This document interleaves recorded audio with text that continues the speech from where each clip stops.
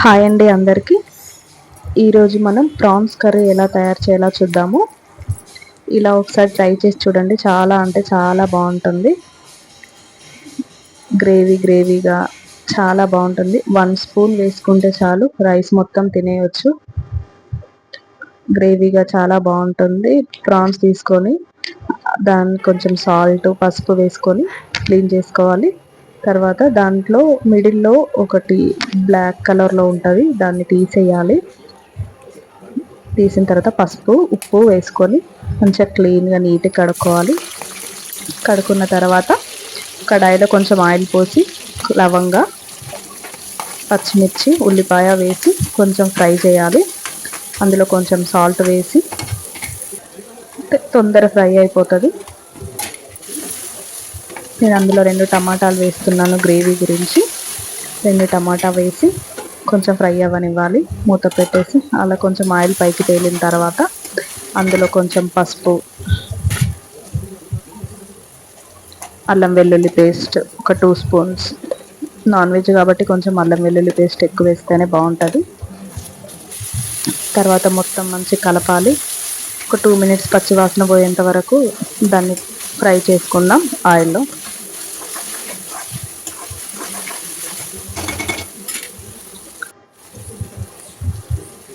నేను అంతకుముందే ధనియాలు, లవంగ, దాల్చిన చెక్క, ఇలాచి, గసగసాలు ఇవన్నీ పౌడర్ చేసి పక్కన పెట్టుకున్నాను.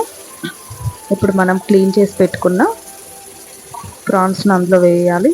వేసి మంచి కలపాలి ఆయిల్లో.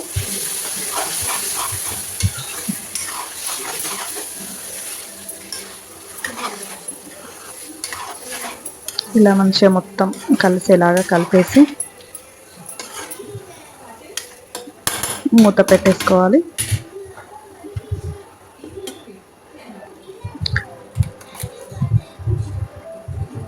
కొంచెం సాల్ట్ వేసేసి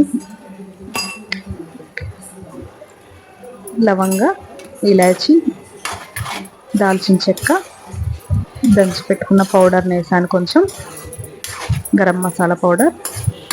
ఇప్పుడు మూత పెట్టుకోవాలి. 5 మినిట్స్ తర్వాత ఇలా ఆయిల్ పైకి తేలుతూ ఉంటుంది. అప్పుడు కొంచెం కలిపేసి మనకు కొంచెం ఎక్కువ గ్రేవీ కావాలన్నప్పుడు కొంచెం ఈ టైంలో మనం కారం, ఉప్పు అవి వేస్తే కొంచెం గ్రేవీ ఎక్కువ వస్తుంది. ఇంకా కొంచెం ఫ్రై లాగా కావాలనుకుంటే ఇంకొంచెం ఫ్రై అవ్వాలి. ఆ వాటర్ మొత్తం మొత్తం పోవాలి. అప్పుడైతే మనకి ఇంకా ఫ్రై లాగా వస్తుంది. కానీ ఇంకా కర్రీలు గ్రేవీ లాగా ఉంటేనే బాగుంటుంది. కొంచెం సాల్ట్ వేసి కలిపేసి మూత పెట్టినాం. ఇప్పుడు కారం, పౌడర్ చేసి పెట్టుకున్న ధనియాల పౌడర్ ఒక 2 స్పూన్స్, ధనియాలు, గసగసాలు ఇవన్నీ పౌడర్ చేసి పెట్టుకున్నాను. ఆ పౌడర్ ఒక 2 స్పూన్స్ వేసేసి మళ్ళీ ఒక 5 to 10 మినిట్స్ ఆయిల్ పైకి వచ్చేంత వరకు ఫ్రై అవ్వనివ్వాలి. మూత పెట్టేసుకుందాం.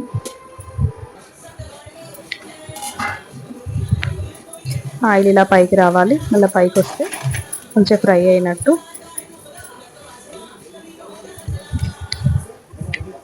ఇప్పుడు మనం దాంట్లో కొంచెం కొత్తిమీర వేసేసుకొని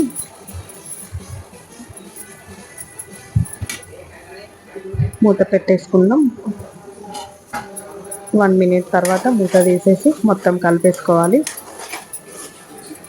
మంచి గ్రేవీగా prawns curry ready. Thank you for watching.